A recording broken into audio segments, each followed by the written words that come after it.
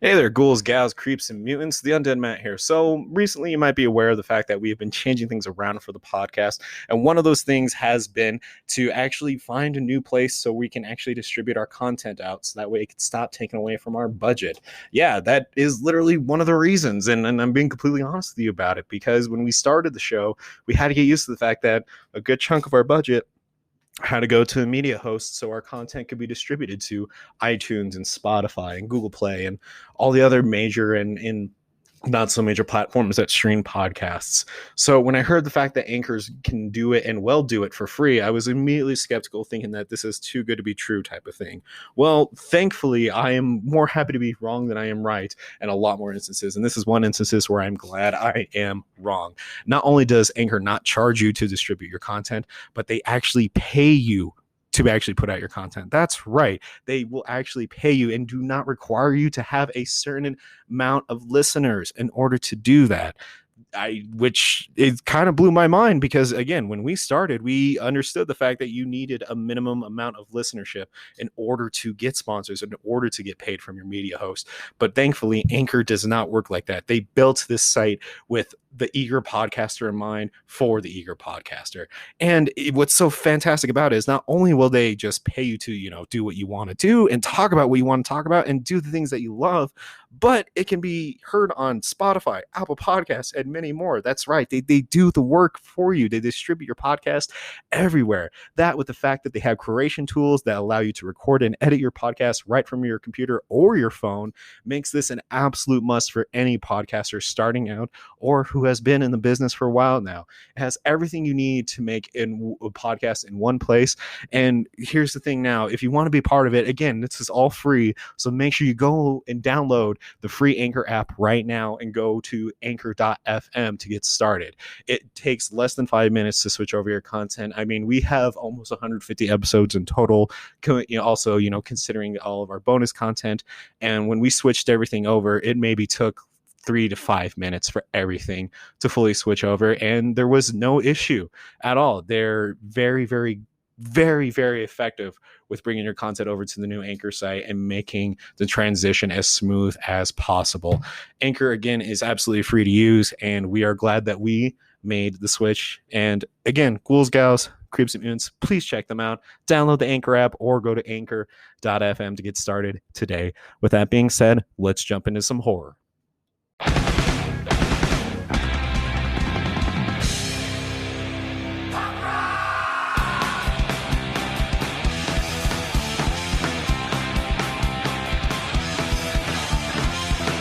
Welcome back, everyone, to the Punk Rock Horror Podcast. I'm Matt. I'm Cody.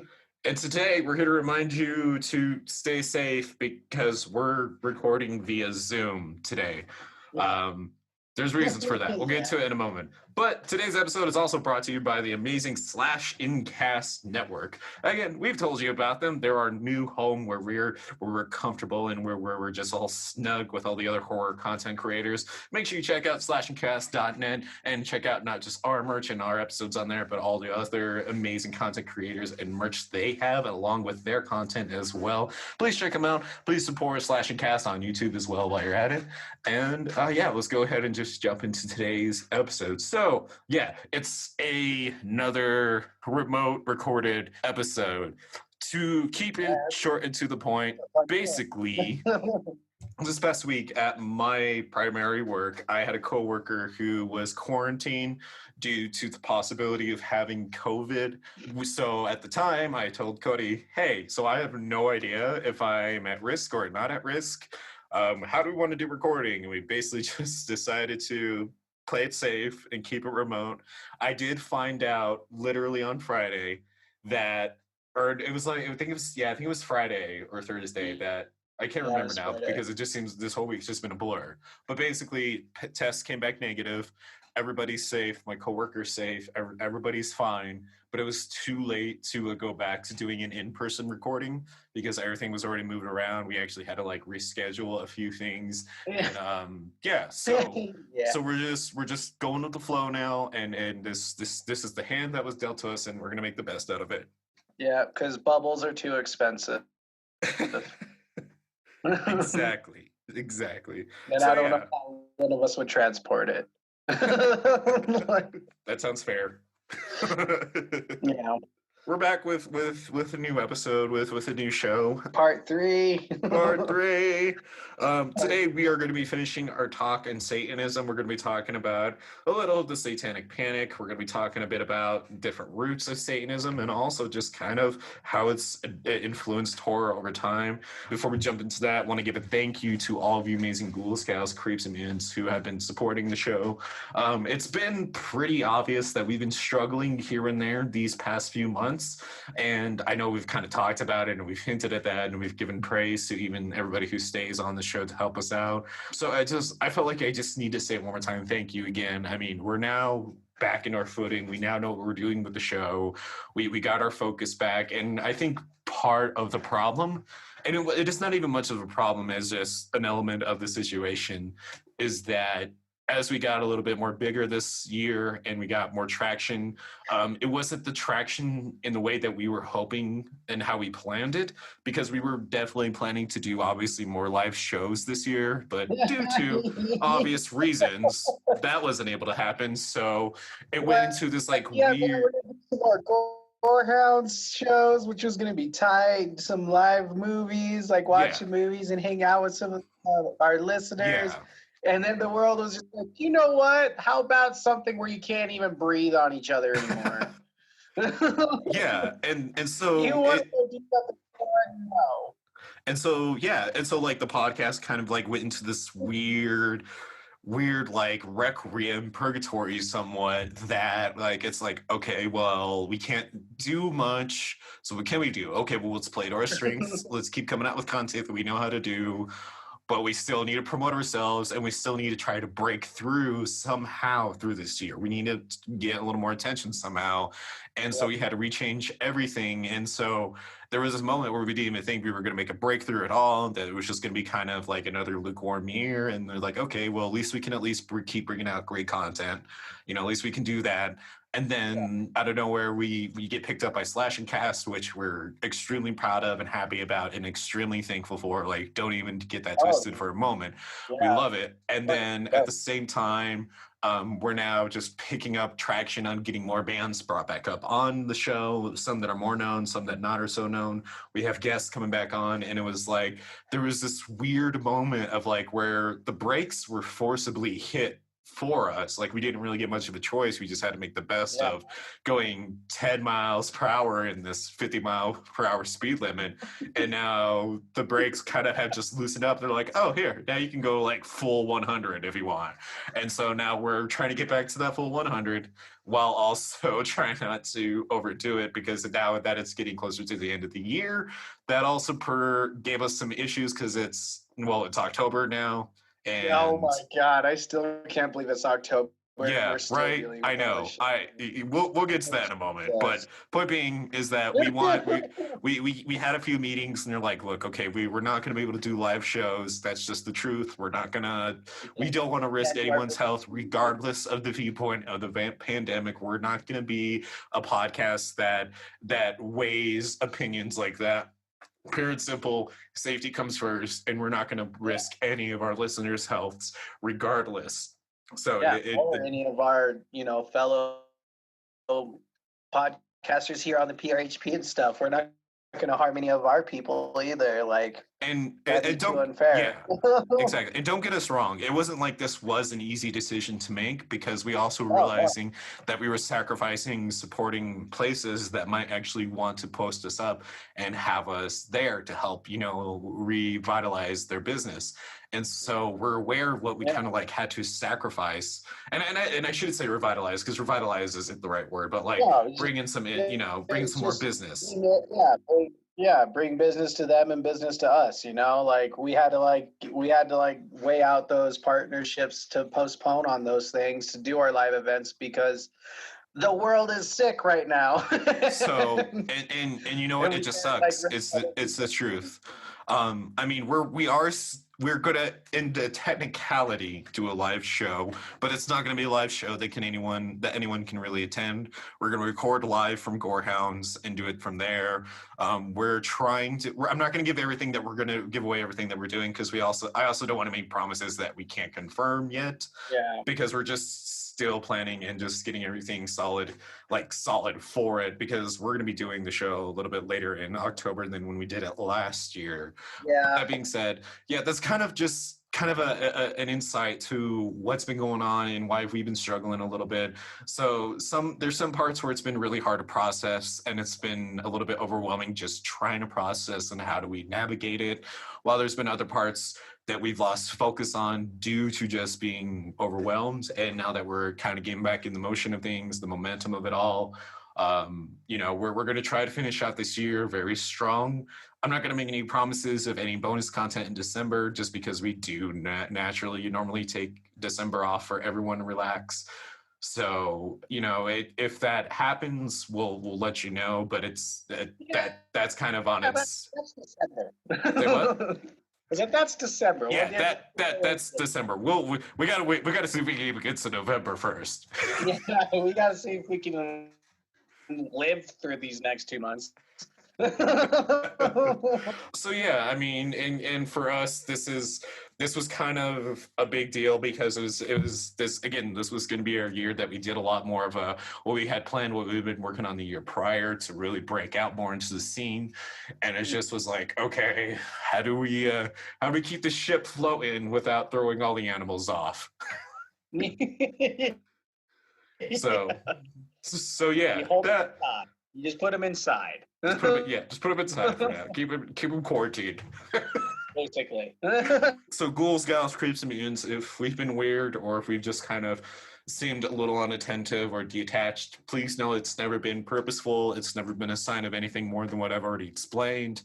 And we appreciate the absolute amazing support that you've given us, the fact that you tolerate with our shenanigans and put up with us. Thank you guys. Thank you ghouls. Thank you creeps. Thank you mutants. And thank you gals, because it does mean the world to us. It keeps us motivated and helps us refocus and be like, okay, it seems like this show is starting to take on a bit more of a life that isn't a hobby anymore. So now, because we even had to have that talk, me and Cody had to have that talk of like, we're going to have to start digging a little deeper than what we normally been doing and refocus and actually do work when it's time for work time type of talk. Yeah, I know. But hey, you know what? Let it be that we're the first podcast or anybody that does anything entertainment wise and creates it who hasn't had to have that talk, Yeah. Well, yeah. No, it's good. You got to evolve. We have to evolve if we want to stay afloat. And that goes with everything in the world, Like, exactly. You can't get stagnant. Yeah, it's, you know what, you're gonna think this is stupid fucking corny, but it's like, what? I have to talk about it because it made me laugh because of how important to it. So recently, like in our meetings and whatnot, I talked about the metaphor of like cement, like what happens to cement if you stop turning it hardens and stays in one place. So you gotta keep it moving. You want to know where I got the metaphor from? Where? Cobra Kai. Yeah. And that's why I'm going to close my laptop now.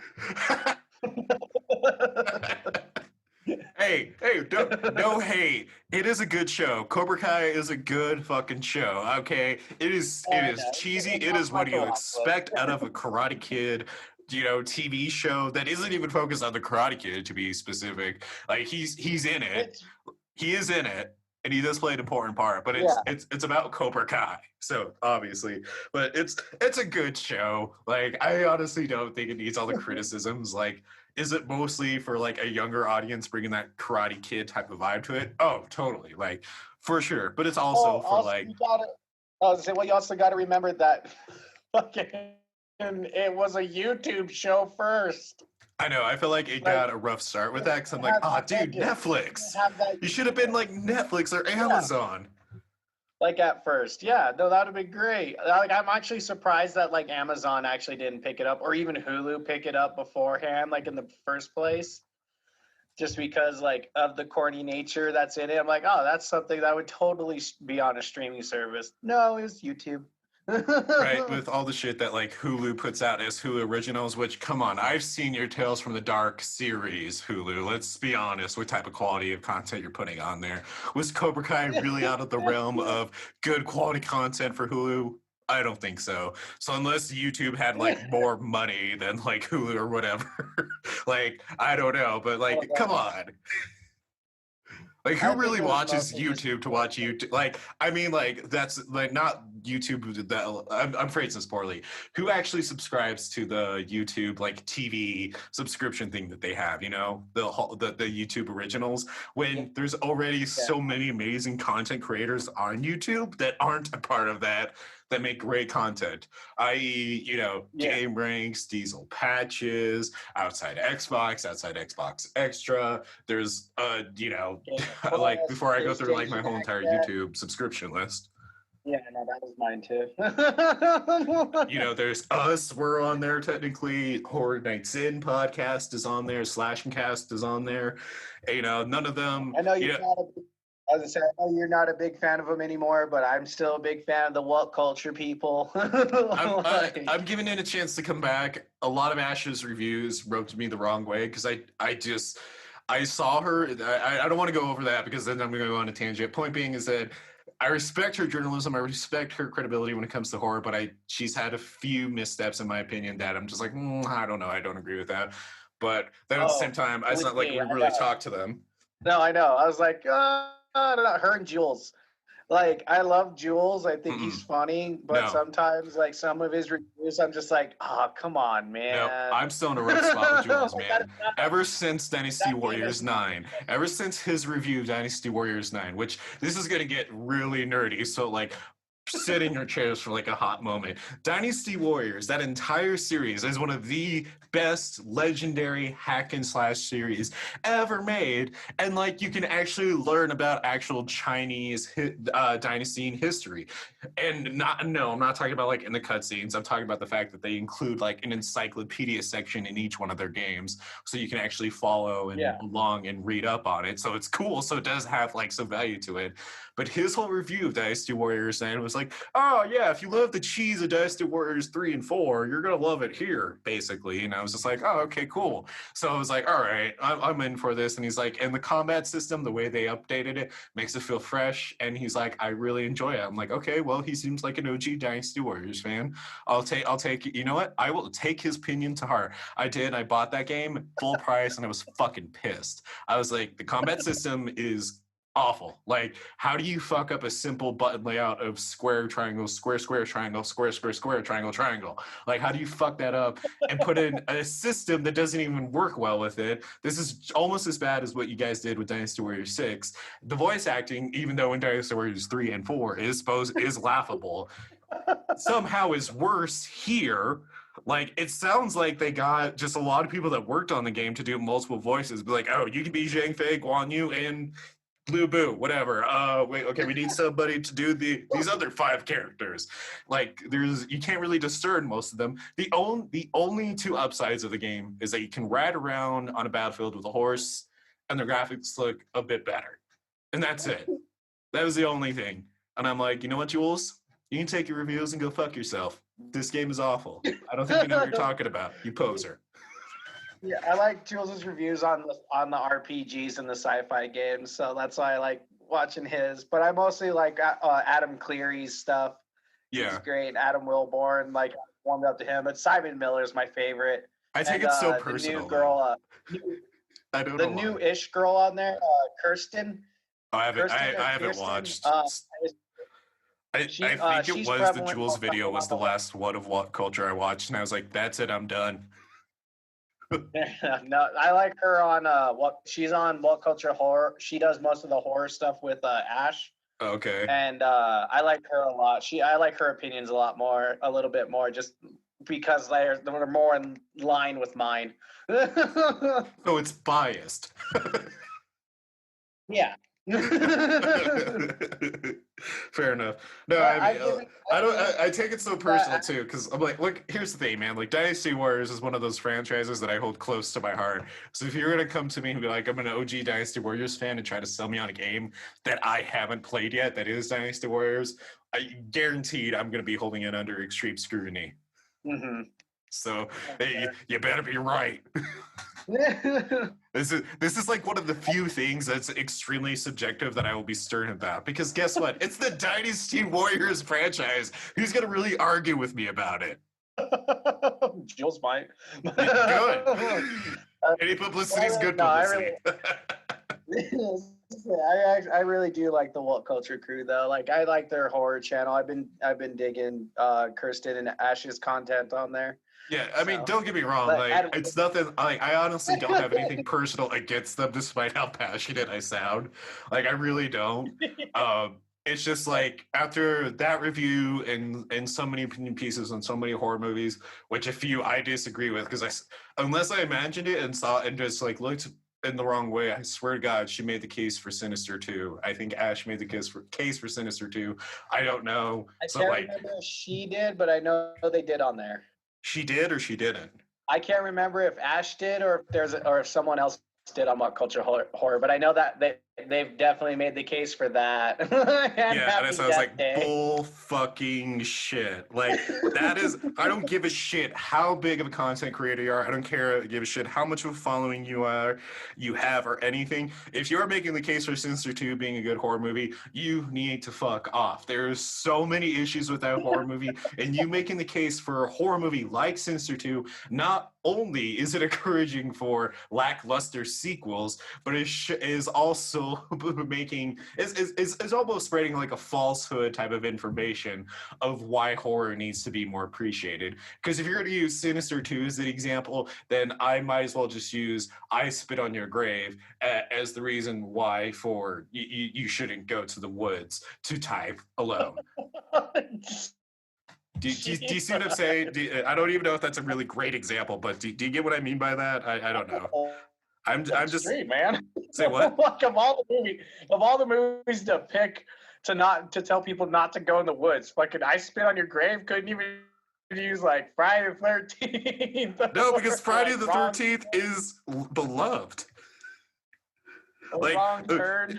Do you realize the type of fans we're talking to? If we tell people to not go into the woods because of Friday the 13th, they're going to go into the woods because of Friday the 13th. Because we would go into the woods if we were told not to go into the woods because of Friday the 13th. That's all right. That's fair. Well, I looked up What Culture and Sinister 2, and they don't have anything for it, so I could be mistaken. So I will retract that until proven otherwise. I mean, it's probably in their like top 10 sequels or something like that. But I can't remember. I don't know. That was a long time ago. We need to jump into our stuff. Yeah. No, I want to talk about everybody else's stuff. Now. But yeah, so I mean, by chance, if anybody in the What Culture series listens to us, challenge given. This is the challenge I'm giving you all. Come on the show. Let's have it out. Jules, I want to talk to you about your opinion on Dynasty Warriors, because I'm pretty sure you're wrong. Oh my God, I'd be excited. I'd probably squeal like a little girl if we got a message from one coach like, "Hey, we would love to come on the show and like do." I don't think it would go as well as we would want it to go, to be quite honest, because I'd be too interested in having it out. Like I would get too involved talking about it. I'm just like, no, you don't understand, man. Like, you don't get what you did to me. I spent money on it. Because of you. But yeah, no, I just followed up with like one of their top 10 like sequels that saved the franchise, and it's not on there. So it looks like I am wrong about them making the case for Sinister 2, which is good. Gives me a little more faith in them, because Sinister 2 it will always be in my catalog of some of the worst horror movies I have ever seen, and some of the worst follow-up horror movies I've ever seen. Fair enough. So, anyways, though, let's jump into it. I'm done talking about that. Let's talk about a horror game. So I figured, with the fact that October is coming up and we're going into Halloween season, just for some reason I can't come up with like another good game involving Satan. What I'm instead going to do is call this like Halloween horror movie night. and I wanted to keep it sweet and simple, but like I think this will be fun. So you're obviously having a Halloween horror movie night, and you're gonna have friends come over, but these aren't normal friends. You instead have to pick between a few of these friends. Well, because if you bring them all in the same room, they're going to kill each other. Point being, and what I'm kind of hinting at is you got to choose from the iconic classic slashers that we know and love, and new ones that have been established as well. Choose 3 that you'd want to have come over and watch a Halloween horror movie night with you. And like, if you want to talk about what snacks you would have, let's feel free to throw that in too. I wanted to keep it simple and fun. So I can go first if you want with what my picks would be, or you can go first. Yeah, let's see how you pick. You go first. Okay, so who I would pick to out of the iconic slashers that we know and love, who I would pick to come and hang out with me and to watch a horror movie night is obviously, like, I'd pick Jason Voorhees. One, he's probably going to be the best out of everyone aside from Michael. He's not going to talk the whole time. He's going to be quiet. More than likely, he's not going to eat anything. So at least there'll be enough food for everyone else. And he'll come and go before you know it. So it would be great house guest, hands down. Just got to keep him from murdering everybody. But I think that'll be easy to do if I can give him some like jerky. I don't even know if he likes jerky or if he can even eat it, but he can hold it, and maybe that'll help persuade him not to murder people. My second guest, this one I had to put a lot of thought into because I want to be able to talk to someone somewhat while watching a movie, like make jokes with and just get to know them. And so I decided that the one person that probably doesn't get invited a lot, even though that they say that they like horror movies, is Ghostface. So I'm inviting Ghostface to come hang out too, because he's going to want to talk a lot the whole entire time. I mean, he's always calling girls being like, oh, I like scary movies. Well, then come on, big guy. Why don't you come sit down with me and put a smile on that big white face of yours? So that'd be my second one. Yeah, that's my second one. Yeah, I'm going to make that. And then the third one is going to be this one. It kind of counts in my opinion, but I'll let you argue with me if you feel like it doesn't. But I'm going to get the insane doctor from Tusk to come hang out with me. I mean, if you think about it, he had to kill people to make the walrus skin. Well, yeah. Yeah, so he's definitely a serial killer. So see there. I think it counts. That character is hunting him for years. So there you go. So he's the only downside is that he's gonna at some point talk about his 100 favorite facts about walruses, and at that point I'll probably just ask him to leave. Snacks that I will have with me. So hopefully I'm not going to take a snack that you already picked, but I'm going to be doing one of my favorites, which is getting it's the vegetable thins, but get myself some canned cheese because I like my Cheese Whiz. I'm going to get me some popcorn. I'm going to get some of that cheddar salt seasoning that they have, to make it taste like cheddar popcorn. And then to drink, I think I'm gonna go keep it old school, and I'm gonna go dive into a little bit of where we grew up around. I'm gonna go get a bunch of Fagos. Nice. Yeah. Hey, look, ICP might have made it their official drink, or at least Juggalos might have made it their official drink. But I was drinking Fago before I ever knew about Juggalos. Same. I was like, oh, that's really colorful. I want to drink that. Yeah, I used to Faygo cream soda, Faygo's root beer, and their version of Mountain Dew. Those are my 3. Oh, I always went for the blue one. I always forget I only know it via color. So I always went for the blue one, the green one, and I think it's an orangish red one. Okay. Nice. But that's my pick. Who would you pick? What would you do? Okay. So I've actually honestly thought about this before. and so I would have Michael Myers there because, one, he won't talk during the movie and everything. Same with your Jason. But I feel like with having Michael Myers there, I'd feel a little more comfortable showing a movie that would a horror movie that's more than likely going to have nudity, and it's not going to send him over the edge because he doesn't kill teens having sex. He just kills teens. Just to be fair. I wouldn't have to worry about a trigger thing for him, because also I'd make sure there's no babysitters in the movie. Then that's I would invite. Yeah. Okay. And then I had Ghostface also, but I was also thinking, I was like, no, because there's multiple iterations of Ghostface. But I figured I would bring Matthew Lillard's version of Ghostface, since there was two of them. Like, I'd pick one. And I would have him damn it! I didn't think of that. Chill, and we would, could probably chill everyone else out that's there, because I feel like he got Stu. Yeah, so Stu, me and Stu would be chilling, and we'd be talking about the movies and stuff like that. We'd be able to chill everyone else out. And then for my third guest, because this is going to go into my my snacks, would be Hannibal Lecter. Because you're going to eat people? Scary. No. Here's the twist on that one. I would be supplying the food. I would just say, Hannibal, you just have to cook it. I have all the ingredients you need. And it's going to be, yeah. And so the snacks that we'll have is that he's only allowed to prepare the desserts. And they're all going to be pumpkin-based, because Michael Myers, Halloween, he loves pumpkin. And Stu, come on, he's going to like that pumpkin spice if he were alive for it. So... I guess to be fair, with who Hannibal Lecter is, he only ever eats people by himself, or whenever he's wanting to fuck with Clarice, I guess. Like, he does. I more so mean like I guess to be fair, he does know how to cook food that isn't made out of people. Is what I'm trying to say. Correct, because it happens in the show. Well then, never mind. Oh wait, I've seen the episode. What am I thinking? Yeah.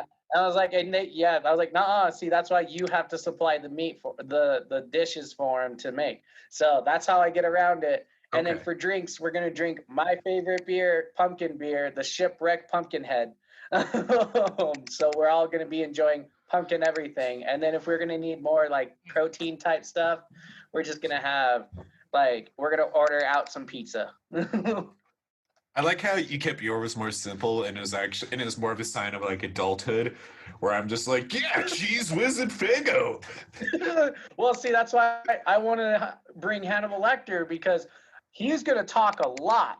But if you keep him cooking, which he'll do during the movie, me, Michael, and Stu will be getting silly watching the movie while he's prepared the dessert. Me, Michael, and then Stu. We can have a good philosophical talk and question afterwards.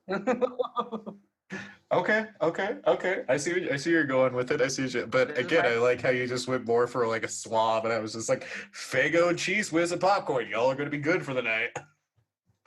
Just like, no, we're gonna have an actual chef prepare us food in a classical, traditional manner, and it's gonna be delicious. We're gonna provide it. We have some steak filet mignon right here, some chicken, and you know what? There's gonna be some. No beef. See, that's the thing. It'll have to. If there's gonna be any an actual dinner, it's gonna be fish, because we can't have any other meat. Even there you go. I would never trust that Hannibal didn't out. Okay, well, there you go. And I'm just like, but to my credit, you can also make sure he doesn't cook people by having him eat cheese whiz out of a can. Exactly. See, it works on both ends. You can either give him fish to cook, and if you know it's not fish, then you know it's a person, or you can just give him a can of cheese whiz, and if he gives you a head, be like, Lecter, this isn't a can of cheese whiz. This is a guy's head. That's a finger. I saw what you did.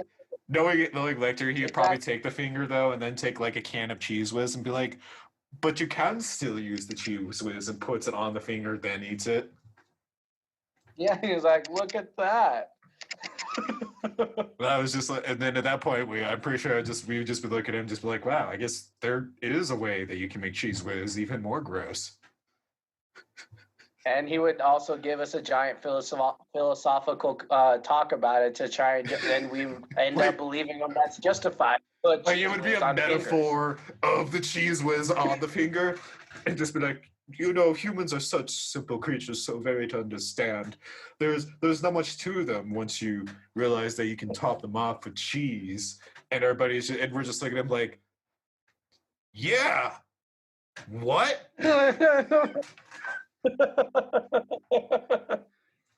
Don't you think it's Buddha? Yeah, Hannibal.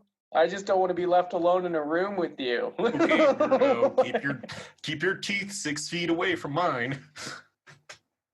Yeah, I'm just gonna be drinking my beer. Okay, there. As he's just like keep putting cheese whiz on more fingers and just eats them like the little mini cupcakes. You were like, where'd you get so many fingers? You invited me to watch horror movies, not talk about where I got my fingers. Yeah, it was like, okay. Okay. Just make sure you sit next to Ghostface. Yeah. All right, jumping into it because we got some stuff to talk about. That was a good one. That was good. Okay. Okay. Yeah. Sorry, guys. We our like synergy on over talking over the online is like all wonky again because we haven't had to do this in a while. It is mostly due to the fact that. Oh, excuse me, man. I'm burping. It's mostly due to the fact that when I talk, I can hear it coming through my mic, and I've done everything I possibly can to like limit that. But it's hard to hear it when like Cody begins talking from my end. So I'm trying to like time it out appropriately so that way it doesn't. It feels a little more natural, but it's just the downside of doing this remotely. Yeah, I know. It's like, and I'm over here. I'm like, okay, I need to wait a second. Okay, I think he's done. Like, then go. I just hope it's far easier to edit it for Leo's sake than it is for us to record it. Oh, that's good. I hope it. No, I have no idea if it is. I hope it is. I hope it is. Hopefully, this is easy on you, Leo. Sorry, Leo. We're trying. It's the situation at hand. We wish it wasn't like this, but surprise! All right. So we're gonna just dab a little bit on the Satanic Panic before I go into an entire like tirade about it and all the history about it, because that's going to be something for way down the line, because we need a break from Satanism and we want to end on strong. And I've been talking about the different branches. Like, we haven't gone into the branches, but I've been hinting at it, and I feel like it's time to talk about those.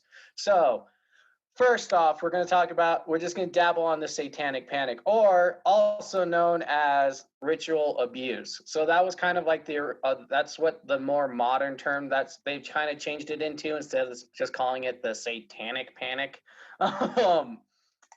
Mostly because I feel like Satanic Panic rhymes and it's really easy to say. And so everyone's like, oh yeah, Satanic Panic. That sounds like a really good band name. Or, a good movie name, which ended up becoming a movie. So I'm sure all those people got really pissed off. So they're like, no, we got to make it more visceral. Ritual abuse. It's got to be catchy and shocking. What do we got? Yeah. Well, we got Satanic Bad Day. We have Oh No, Mr. Red Man. We have Keep Your Horns Away From Me. And we have Redder is Deader. So that's what we got so far. Oh, Bob in accounting came up with Satanic Panic, but I told him that sounds stupid. But I mean, it's up to you guys to decide. Like, everyone's like, no, Satanic Panic sounds good. Yeah, no, that was my idea. Bob doesn't know shit. He said ritual abuse. That's too mean. Did I say Bob? I meant myself. I came up with it when I was in accounting, to talking to Bob and telling Bob he was dumb. It's like, yeah, and my childhood nickname is Bob. Isn't your name Steve? Shut up. So that's it. You're Bob now. You're Satan. You're a towel. Now you're Satan. So, and that's how the Satanic Panic started. Everyone just called each other Satan. But the end. No. So Satanic. The end. But no. So the Satanic ritual abuse was a subject of moral panic, often referred to as the Satanic Panic. It originated in the United States in the 1980s, spreading throughout many parts of the world by the late 1990s. So it ended up becoming kind of a worldwide phenomenon. Allegations of SRA involved reports of physical and sexual abuse of people in the context of occult or satanic rituals. In its most extreme form, allegations involve a conspiracy of a worldwide SRA organization that includes the wealthy and powerful of the world elite, in which children are abducted or bred for human sacrifices, pornography, and prostitution. Not gonna lie, does that kind of sound familiar or something that's going on now? Like, I feel like Hollywood. it does. Anyways, so we're not going to delve too much into that because I feel like we talked, me and Matt kind of talked about it before we started recording. We've talked about our feelings and how the world needs to open their eyes more on the whole child sex trafficking and everything that goes on, not in just Hollywood, but also in the churches, and not just in the churches, but also in the like everywhere, just fucking everywhere. It's everywhere. It needs to be handled.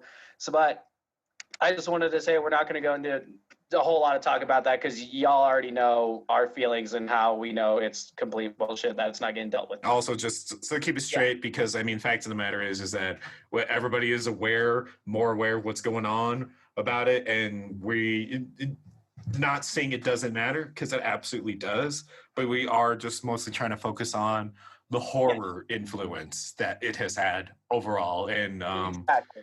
So we'll touch on, Cody especially, we'll touch on those parts as needed, but just know that because we're not talking about it doesn't mean we don't care, or it doesn't mean that we're trying to bury it or anything. It's just that we're trying to keep with the focus with what we've been wanting to do with these past 3 episodes. So that being said, the things that really go along with the satanic panic and so the satanic panic pretty much got started here in America along the lines of like, that's when a lot of cases of sexual abuse were coming out from the Catholic Church and everything around that time. It was one of the first big busts, was mid to late 70s, early 80s. And so then because, Christianity, Catholicism is one of, if not the biggest religion around the world, they can't have anything tainted. They have to have a scapegoat. And so they decided to do host the satanic panic. And also the religion isn't also the other thing that caused the satanic panic. Another part of it is because during this time, if you don't know your history, is also the time of the Cold War. So we were in a very secret Cold War, not so secret, not so secret Cold War with Russia during this time. And it was the nuclear arms war about everything, like who has the bigger bombs. And so America decided to start saying, we need to put God back into our nation. And even though it was never a part of our nation, that was the whole big argument of it. And so that's when, like in the 70s and the 80s, like in the 60s, 70s, and 80s, that's when under God got put into the Pledge of Allegiance and God we trust got put in our money. This is when it happened.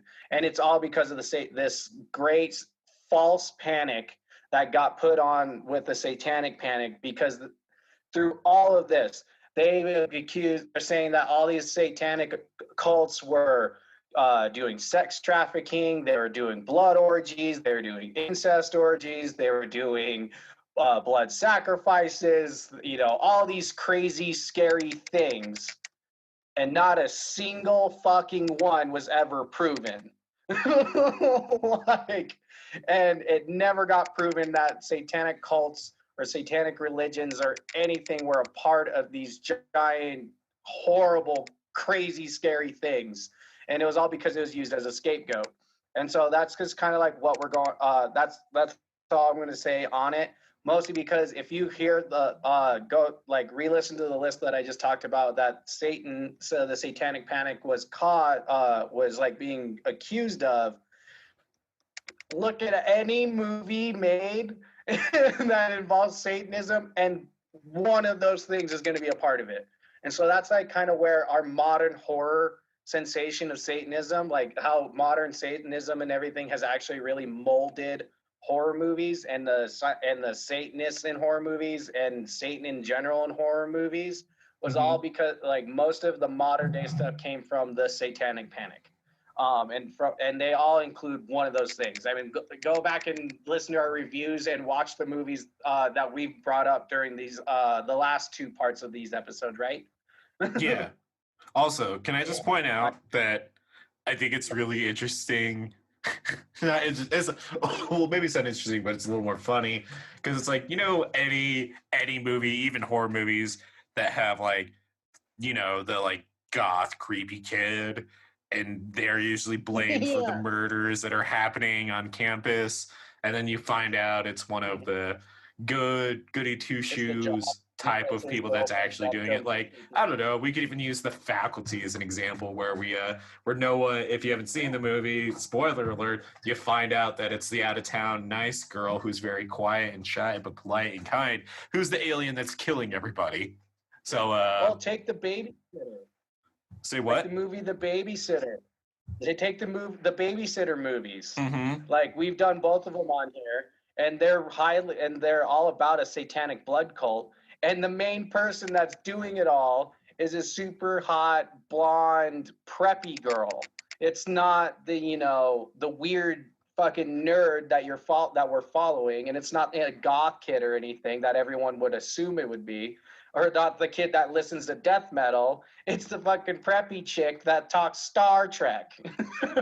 Yeah, Like, exactly. you So know, it's just interesting how that seems apparent. The goody. Yeah. well, Well, anyways. well, I was like, there's that, and also the fact that like during the Satanic Panic, also they threw in Dungeons and Dragons as an influence of Satanism, and of course heavy metal, because heavy metal isn't the rock and robin type stuff. And so like We're definitely not it's Satanists. like the cool thing, like I don't sacrifice blood rituals. Like, even and the ironic part of all that too is Sammy Davis Jr. was a Satanist, and he was closely related or had really close associations with Frank Sinatra. Does Frank Sinatra sing death metal? No. I kind of wish he So did. it's like it's just really funny. I can't even think of a Frank Sinatra song on the top of my head at the moment for some reason. Love L is for the way you look at me, like L that all is for the way you look.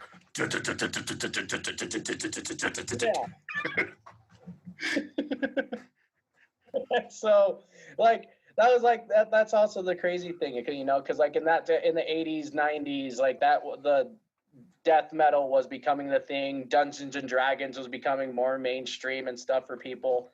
Like, even though it's like, no, that's Satan, but like, they were used as scapegoats.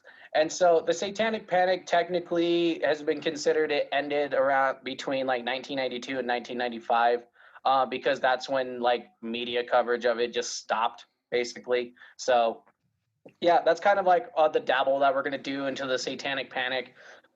Mostly like, and we'll go into it more down the line when we want to return to this subject, because we need to wrap it up and we want to move on to other things, because there's so much more going on with horror besides just Satan. And yep. And so ending on the Satanic Panic, we're going to talk about the different types of Satanism. And so like that actually blew my mind when I first started learning about this. I always thought, I don't know why it blew my mind, but I always just kind of thought, I was like, oh, Satanism, it's just one big thing, And it's not like, no, it's just like any other religion. It has branches and different styles. And there's people who like study Satanism in one way, then from another way and stuff like that. So I thought it was kind of cool. No, it is really cool. So we're going to talk about some of the main branches. I got most of the stuff that we talked about with the Satanic Panic, I got from Wikipedia. That's where I read most of it. And then this one, where I learned more about most of the satanic churches and stuff like that, I got from learnreligions.com. And this article is basically copied and pasted by all over the place. Like everywhere, every time I was trying to research it, it was always the same article. And the article was done by Catherine Beyer, and it was updated on January 20th, 2019. So if you want a more in-depth look on these branches and stuff, I would actually recommend giving this article a read. It's pretty good. So we're going to start off with reactive Satanism. So reactive Satanism, or adolescent Satanism, refers to groups of individuals who adopt the stories of mainstream religion but invert its values. Thus, Satan is still an evil god as defined in Christianity, but one to be worshipped rather than shunned and feared. Basically, I think this is like the style of what like the satanic panic kind of like caused. Because so in the 1980s, adolescent gangs combined inverted Christianity with romantic Gnostic elements, inspired by black metal rock music and Christian scare propaganda, role-playing games, and horror imagery, and engaging in petty crime. So basically, these are the type like. This is the type of Satanism that's like, yeah, I'm gonna be a little rebel. Fuck you, Walmart. Rock through the window, and then go, run away. I'm like, It's like, like, okay. I'm pretty sure. Like, yeah, this is like basically it's the really pissed off goth kid that you'd see in the movie, like in old TV shows or movies.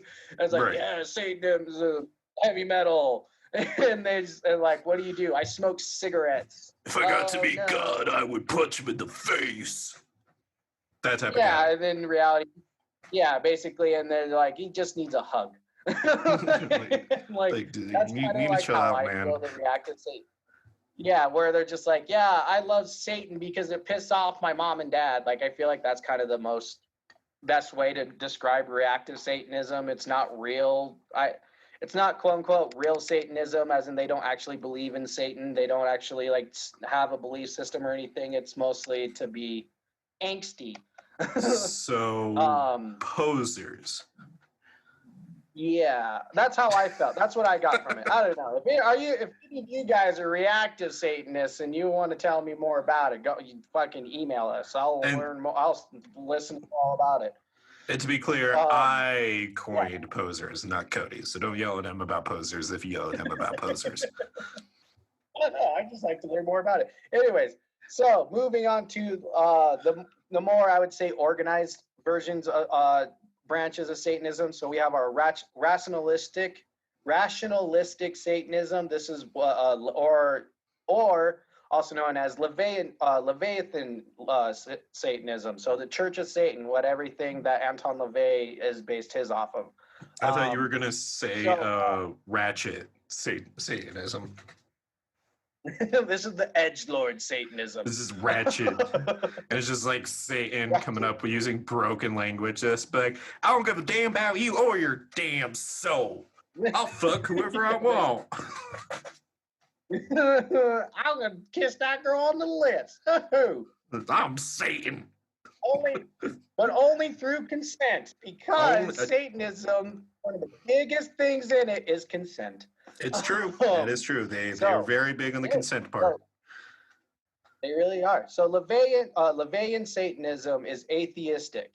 According to Anton LaVey himself, neither God nor Satan are actual beings. The only God in LaVeyan Satanism is the Satanist himself.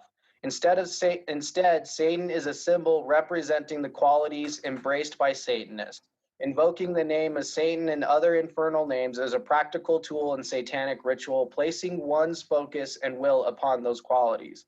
In rationalistic Satanism, extreme human emotion must be channeled and controlled rather than suppressed and shamed. This Satanism believes the 7 deadly sins should be considered actions which lead to physical, mental, or emotional gratification.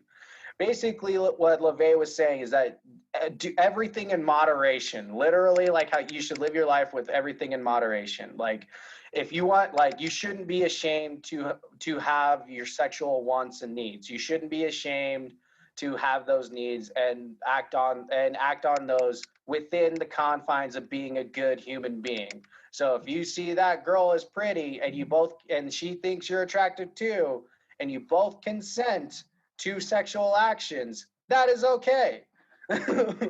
Or if you want to get that job, or if you want to get that job, even though it might like hurt someone, but you can do it in a way where it won't hurt someone, you can get that job. Like, basically it says just be a good person. Like, that's what they believe in. You shouldn't have to suppress or think you're an evil human being because you have these primal wants and urges.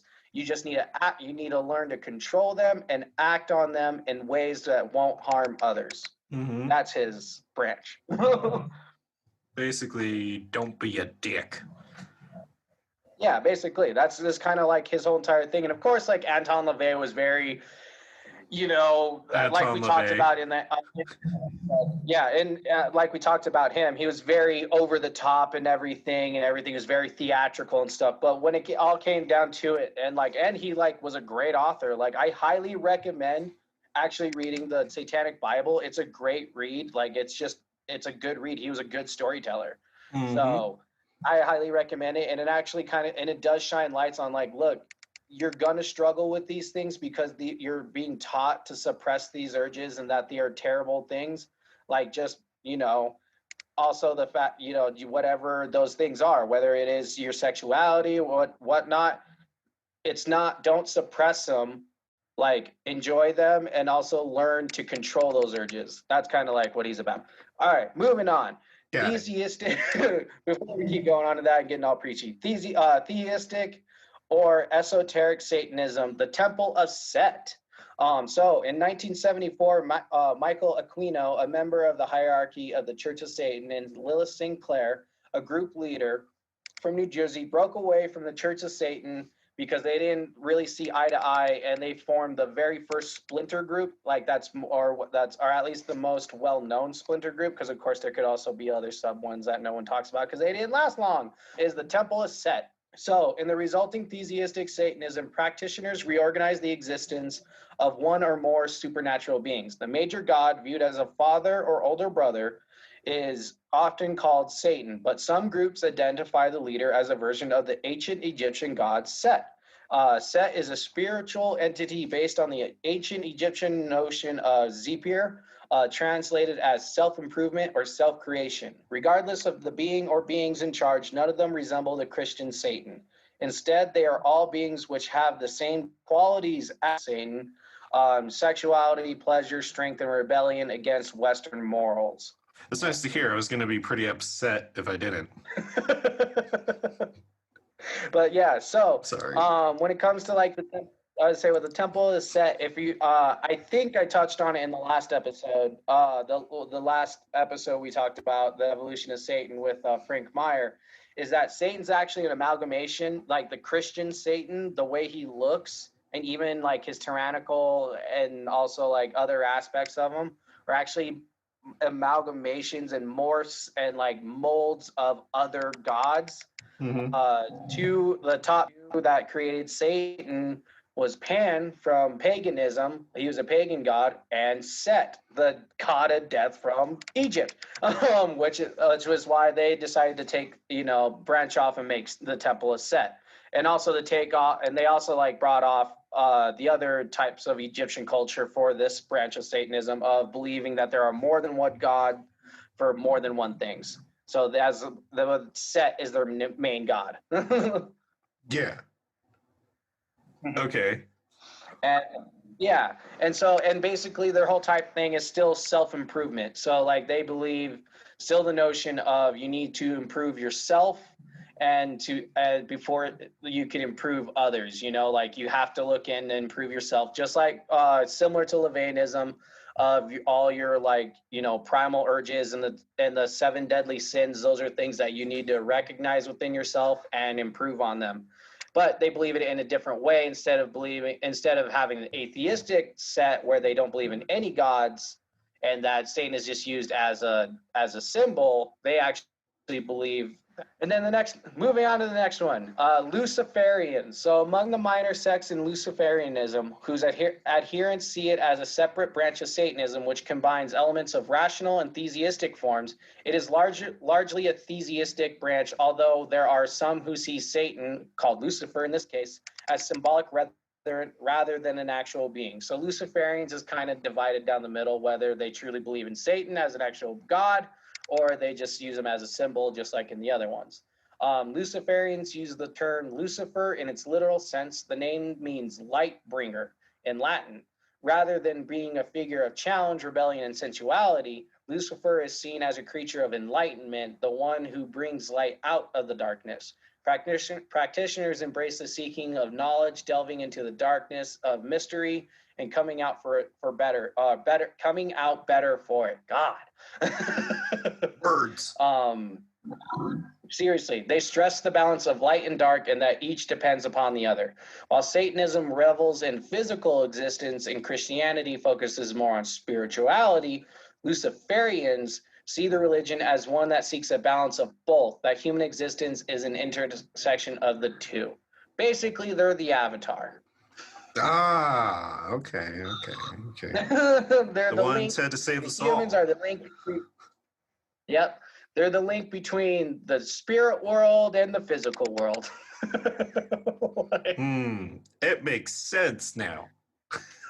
Basically, but I feel like this one kind of Luciferianism definitely came out of like the mostly came out of like the existence of like rebel Satan, like, you know, in the story where he was God's right hand man and he was an angel of light and stuff like that at first before he became a rebel.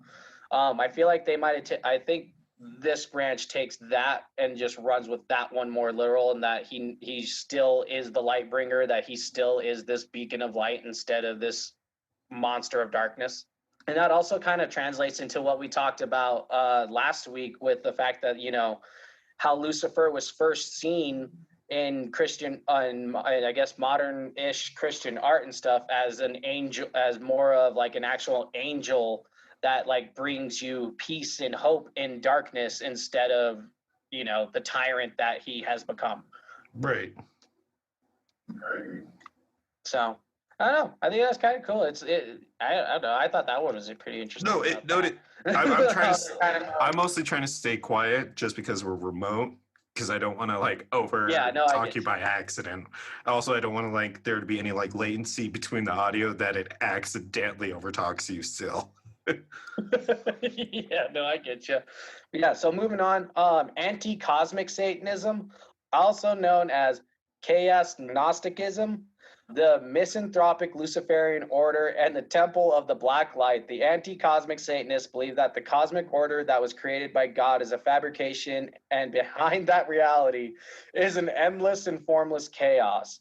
Some of its practitioners, such as Vexior21B, and John who the fuck thinks of that name?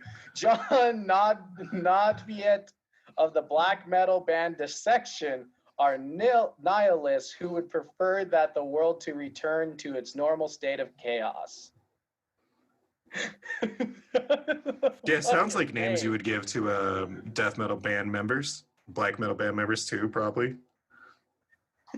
Yeah, but I was like, Jesus, Vexior21B. Anyways, they just want the world to be.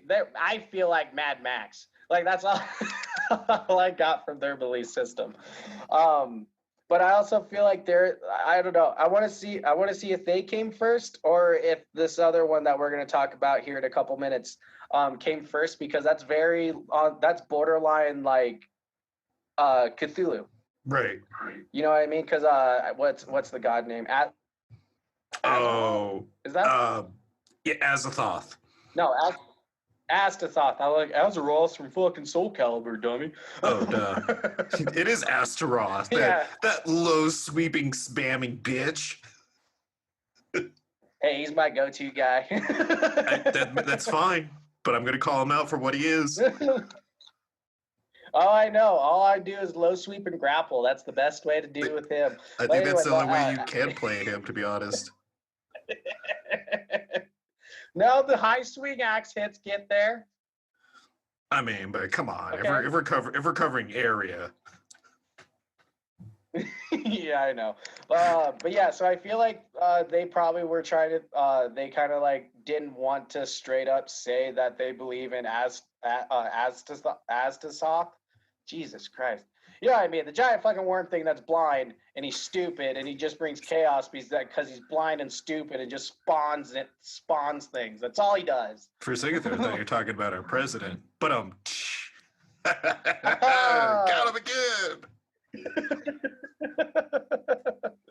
But yeah, so basically, like these anti-cosmic Satanism just basically thinks that the world should go back to just complete primal chaos, that we shouldn't have any type of law and order, and that everything we see is just a veil in front of our eyes, and that's what we see isn't true.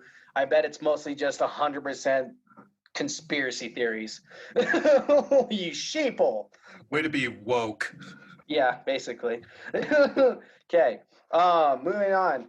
Then we have our transcendental Satanism. So transcendental Satanism is a section created by Matt the Lord Zane. You're welcome.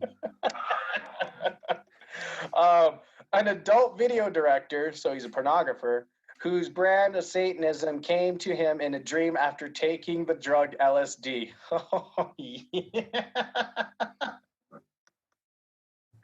All right, so transcendental Satanists seek a form of spiritual evolution with the end goal of each individual a reunification with his or her inner satanic aspect. Adherents feel that the satanic aspect in life is a hidden part of the self that is separate from consciousness, and believers can find their way to that self by following an individually determined path. Huh. So they're hippies. Go figure. The dudes singing about like enjoying, talking about eternal damnation, all that are actually pretty free loving and nice. I know, right? Like, careful now. We're gonna sound like Satanists ourselves, and then people are gonna be asking questions. Okay, man, not gonna lie, like every time I talk about Satanism at work, like I talk about my research and stuff like that, I do get kind of weird looks, and I'm like, I'm telling you, I'm not a Satanist, but like they've gotten some points here. Yeah, credit where credit is due, regardless. I mean, when it is what it is. If Christianity had a more positive influence on horror and how it stopped and betrayed, then we would be talking about that. And it probably will eventually actually talk about it at some point. But point being is that we're not saying it. Yeah, don't come to our doors asking us to join your satanic church or following or whatever the hell you want. Where we're at. I'll hear you out. I'm curious. Yeah, we'll go that far just to be nice. We'll hear you out. But other than that, man, yeah, keep your expectations low. Yep, basically. Okay, so we got our hippies, we have our chaos bringers, we have our just be good people. Now we have demonolatry. So demonolatry is basically the worship of demons, but some sections see each demon as a separate force of energy that can be used to aid in the practitioner's rituals or magic. The book entitled Modern Demonolatry by S. Connolly lists well over 200 demons from a multitude of different religions, ancient and modern. Adherents choose to worship demons that mirror their own attitudes or ones with whom that they share a connection. Basically, they're cherry picking their religion. Never heard of that before. I know. They're basically just cherry picking which demon they want, which deity they want to follow. Like, you know what? I feel like I'm kind of Gemini-ish today, and I'm a little pissy. I think I'm gonna follow the demon that is all about pissy and angst today. You know what? I'm a pretty happy person today. I think I'm gonna find my demon that's all about joy. That's how I feel. I wonder why that sounds so familiar. I don't know. No, because I made my whole comment about like I was making a reference to like 4 episodes ago about astrology and all that. So it's just the joke didn't land. Oh, I know. Moment's over. Let's not focus on it. Why do you think I made the Gemini comment? I was trying to go along with it and it didn't land. It wasn't a good one. You know what? Whatever. I think we can just end the episode here. So if you want to like us and support now. Now we got a couple more to talk about. No, I know. I'm kidding. We also. I was like, no, don't you leave this. Okay, so one of the more prominent sections are called the Satanic Reds. So I feel like they mostly got they came out from the Cold War era, because during the Cold War era here in America, we decided to say that all of Russia were just satanic commies. And that's why we have to do this. And since they're called the Satanic Reds, I feel like that's where it came from, because communists were called the Reds, you know. Anyways, so Satanic Reds view Satan as a dark force that has existed since the beginning of time. Its major proponent, Jane Stang, John Sang, Jesus, Johnson claims a Johnson. A big Johnson, yes, sir. Claims a pre-Sanskrit history of the cult. Oh yeah, claims a pre-Sanskrit history of the cult, and believes that individuals must follow their own chakras to find their inner force. That inner force exists in everyone, and it is trying to evolve according to each individual's environment. The quote-unquote Reds is an explicit reference to socialism. Many Satanic Reds espouse the rights of workers to throw off their chains. So basically everything that it goes against our political system here in America.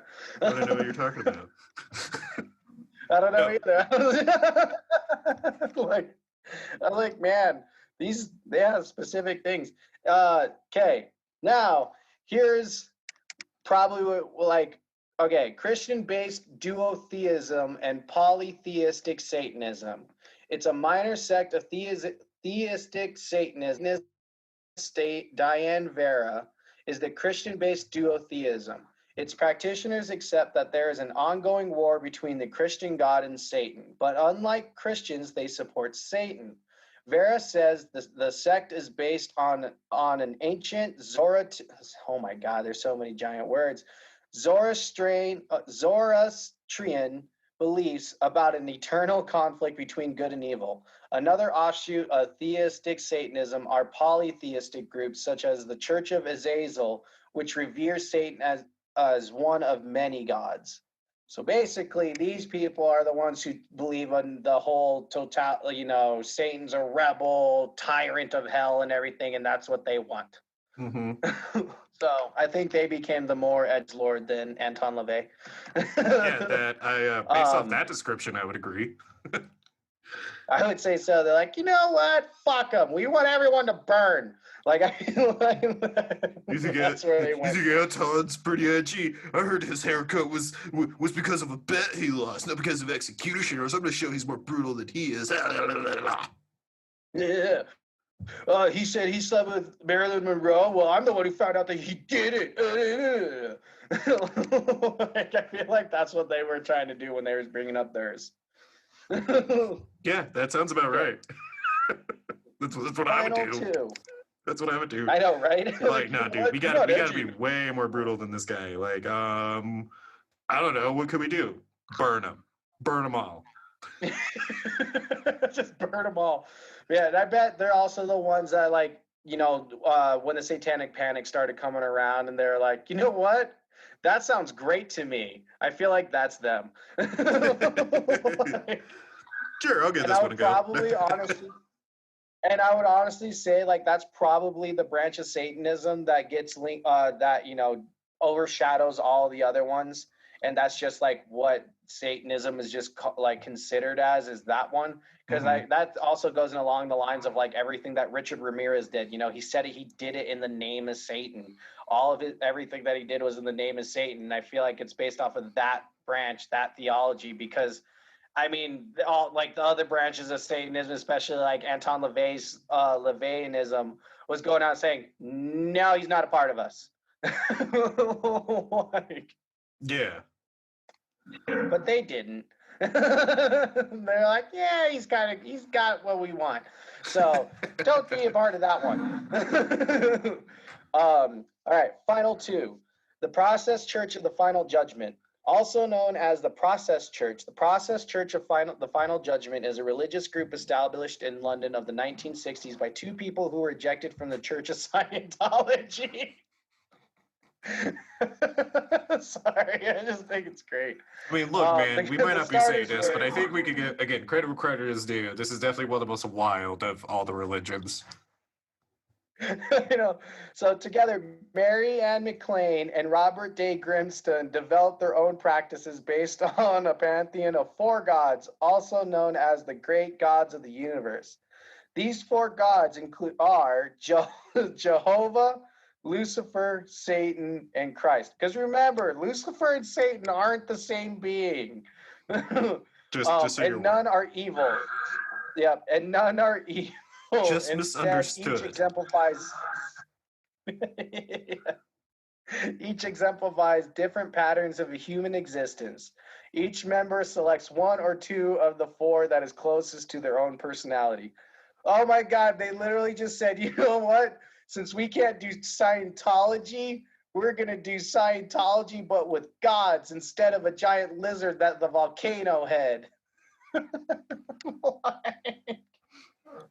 Yeah, I don't see the issue with that at all. I mean, but at this point, there's one that's just like, I want to burn everything. There's one that's like, I kind of want to burn everything, but I don't really want to burn everything.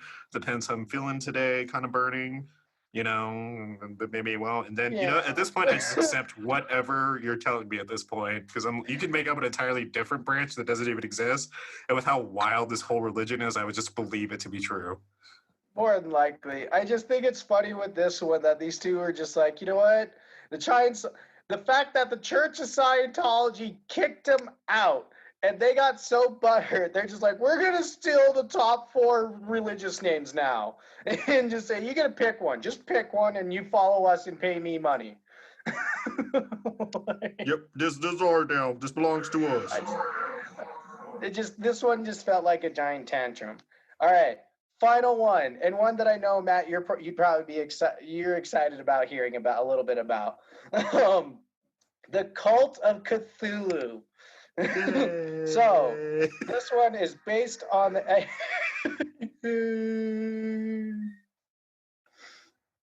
All right. Okay, sorry. So this one is based on the. So this one is based on the H.P. Lovecraft novels, The Cults of Cthulhu. Are small groups which have arisen with a small name but have radically different goals. Some believe that the fictional creature was real and will eventually usher in an era of chaos and uninhibited violence, wiping out humanity in the process. Others simply subscribe to the philosophy of Cthulhu, a philosophy of cosmic indifferentism, that the universe is a meaningless and mechanical system that is indifferent to the existence of human beings. Other members of the cult are not Satanists at all, but use the cult to celebrate Lovecraft's ingenuity. Huh. Yep. You know what? Say what you want about Satan, but he's a pretty creative guy, and that's what I choose to believe. I was like, say whatever you want about him, or Satanism. It is definitely one of the more diverse fucking subcultures, sub-religion or religions that I've ever researched. Yeah, like go the fact figure. That they basically I just think it starts off with so we're just gonna mostly talk about all the because these are all the modern versions of it. I just think it's funny. It starts off with Anton LaVey just saying, "Don't be a shitty person. Like it's okay to have those needs. You just need to learn to control yourself." And then it just goes to, you know what? Let's just Mad Max this shit. And then it goes to, you know what? Cthulhu's real. You know what? We're making it up now. And I just also think it's really funny that even in Satanism, it has its own branch of Scientology. I don't even know how to respond to that, to be quite honest with you. Like, what are you... Yay? That's cool. It's just like, you know what? I think your religion's getting somewhere if it has its own type of Scientology built, like mushed into there somewhere. How do you respond to that? Yeah, I guess that's a sign of success. Yeah. And so moving on from that, so obviously with all these different branches of Satan and everything, you can, just like how some people say, there's a section of Christianity for everyone. Well, there's a section of Satanism for everyone too. And so when you look at that, and then you take into account like the small little dabbles of the satanic panic that we talked about earlier in the episode. Think of all the like influences these have on horror. Like really imagine all of that, because like these are everything, especially horror that delves into like some like these cults and the occult, and that really like play with the actual satanic panic of like, oh yeah, we're gonna sacrifice people in the name of Satan, and it makes it like these giant like big crazy things. Like it's almost like, as fake as it is in the real world, it's crazy of how real like Hollywood really like ran with it, especially because like of how just theatrical Satanism is in general. I mean, like I just said, we have we have an entire subsection of Satanism that literally believes Cthulhu's real. Yeah. And so like you could almost like mold into all the like Lovecraftian movies into a subsection of like Satan. Think about it. Like, I mean, there's evidence with The Void. One of the very first movies that we ever reviewed for the podcast, and the literal cult itself is like surrounding and killing these people. And then, Babysitter is also like a fantastic example. I mean, we've already been over the reasons why for that, but even if you look at like Evil Dead and the Necronomicon in there's, technically there are cults that like do chase down Ash. We don't get to see, the entirety of the cult all the time, because usually it's kind of like mostly behind the scenes within the book in itself, things happening on their own. But even there, it's apparent throughout the board. I mean, shit, dude. Even non-horror movies, like Drive Angry, for example, is another one where this is apparent. I love that movie. I still have to watch it. But point being is that, I mean, it's, Satanism and horrors are, and Satanism just in general in movies is a lot more influential. And I think it's when you have, I guess I'll go with the example of like, the parent that's just like, oh no, keep my baby away from Satan, and whatever. Then, it only just kind of makes you want to watch more movies about Satanism, because you're like, how could a religion, be that terrifying to someone? You want to find out about it. And then so you watch it and you stick to, and you watch all this stuff and you're just like, this seems a little exaggerated. I don't know, why would there be some red dude who would want to like gamble with people's souls if that's his whole thing, is just to get souls? Like, why would you even want to gamble that? And then you have movies like The Pick of Destiny, who does like drum offs and Satan's. Does Satan as a metalhead. But like, I mean, man, like, talk about like the worst way to make Satan uncool. like if anything, you just made a whole generation of people be like, you know what? That Satan dude has a pretty great taste in music.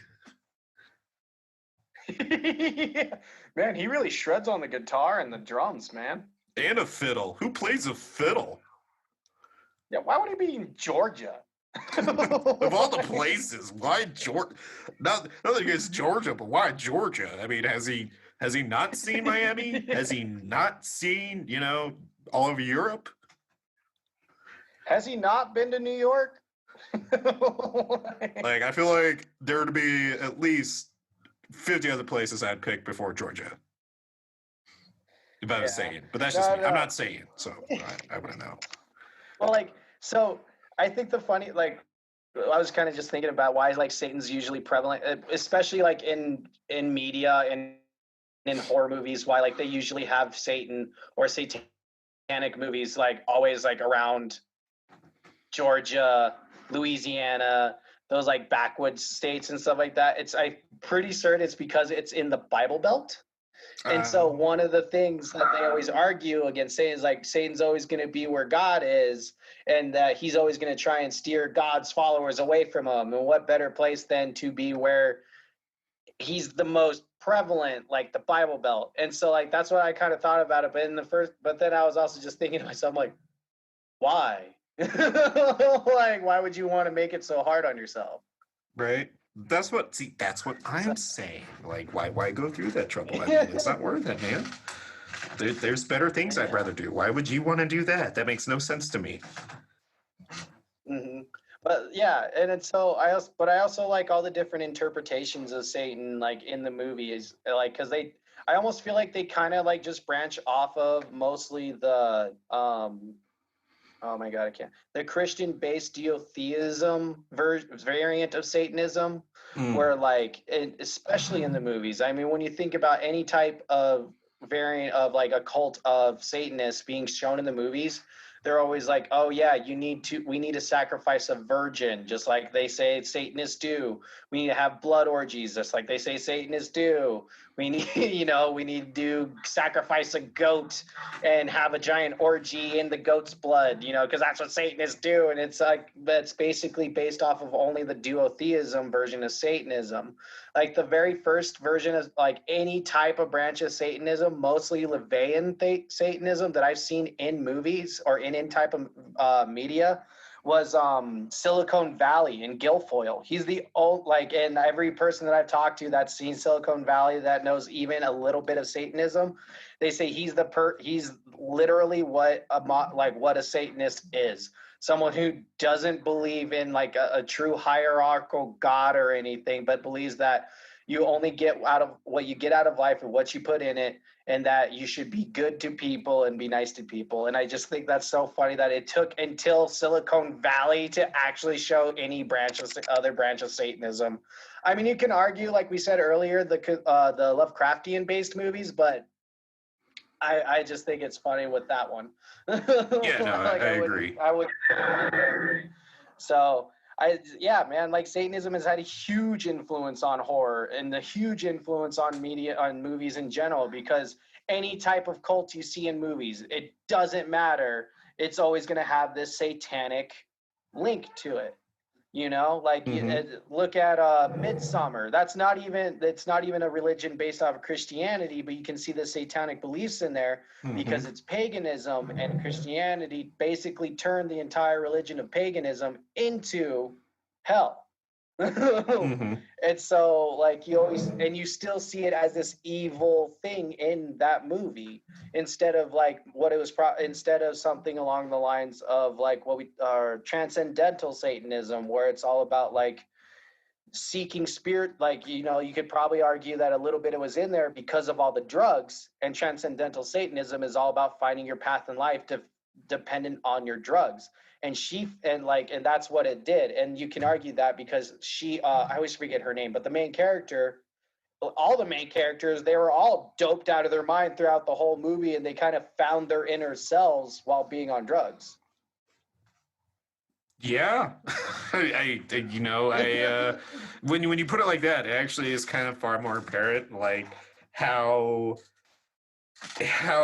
on point it is. I guess I want to say, like, I mean, yeah, like I mean, dude, that's what we're talking about here. The fact that, like, I mean, how could Satanism not be made to be such an influence in horror? I mean, really, when you think about it, kind of like Christianity and the Catholic Church really did a lot to make it what it is and to make it as terrifying it is. Honestly, if it wasn't for them, Satanism probably wouldn't have as big of a stigma as it does have. I think they kind of just shot themselves in the foot in the long run with that. I do too, because they're like, well, you gave Satanism a profit. you gave them an image. Good job. Now they're unstoppable. Yep, and now they can. Yep.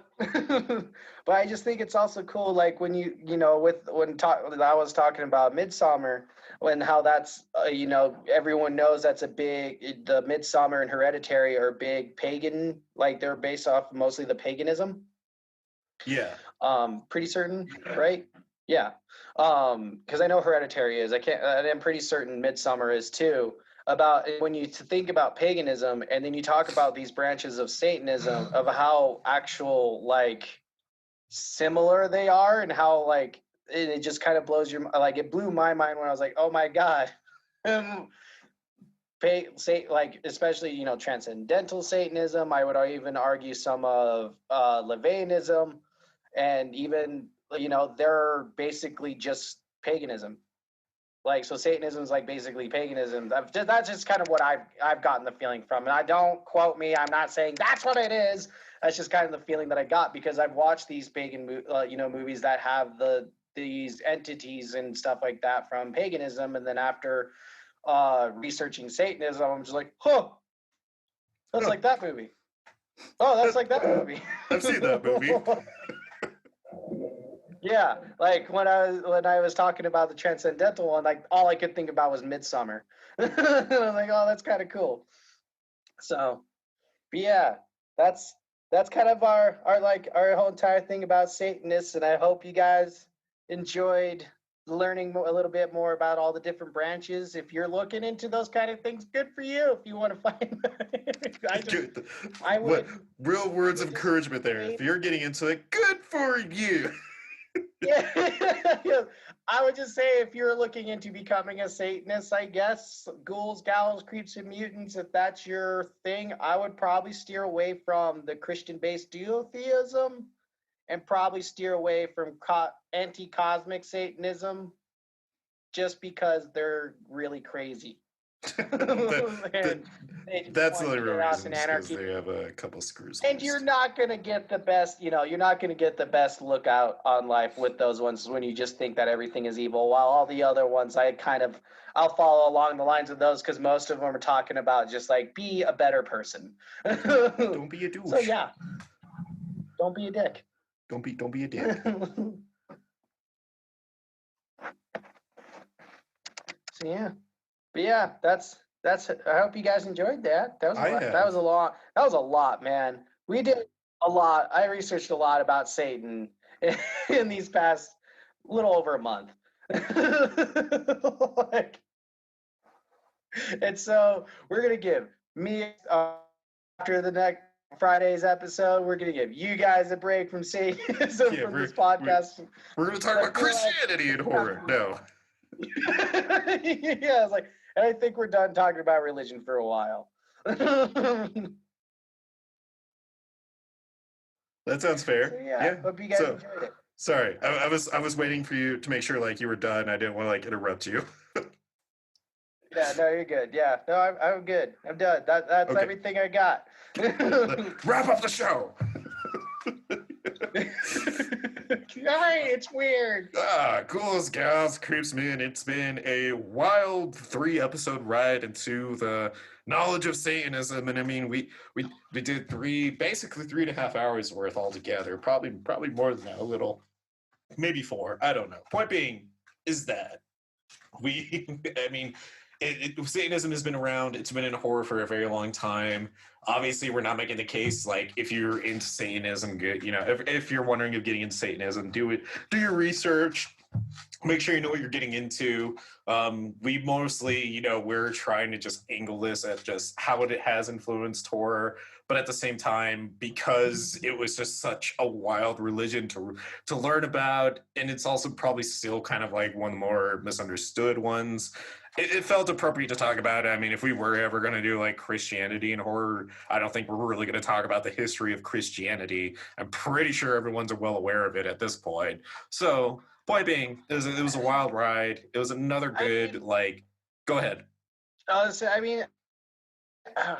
I don't know, man. I don't know. That's going to be another. We'll talk about more if we ever want to talk I don't want to. I'm not going to lie. It's nothing other... specific. It's just that I'm just like, what else can we talk about? Oh, yeah. The story of Jesus? Yeah, that's basically Christianity. Okay, so now let's jump into it. So here's how it's influenced horror.